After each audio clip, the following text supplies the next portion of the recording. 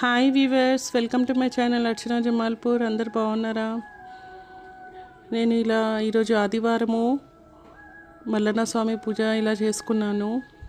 దీపారాధన చేసుకొని ఆయనకి చాలా ప్రీతికరమైన బెల్లం పాయసము చేసుకున్నాను. ఇలా మనము ఆదివారం రోజు మల్లన్న స్వామికి ఇలా నైవేద్యము సమర్పించుకుంటే చాలా మంచిది.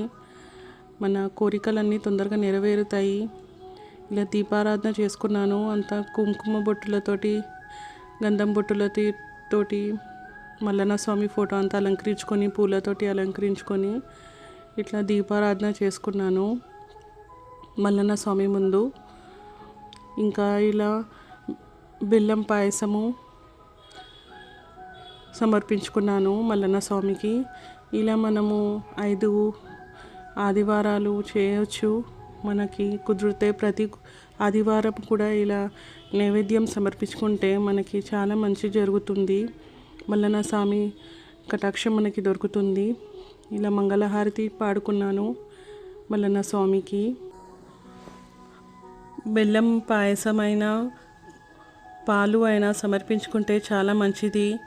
ఇలా మనము ప్రతి ఆదివారము చేసుకోవాలి. మల్లన్న స్వామికి చాలా మంచి జరుగుతుంది. మనకి అనుకున్న పనులు తొందరగా నెరవేరుతాయి. ఆయన అనుగ్రహం ఉంటే మనకి అన్ని పనులు తొందరగా నెరవేరుతాయి. శివానుగ్రహం ఉన్నట్లే. ఓం నమః శివాయ.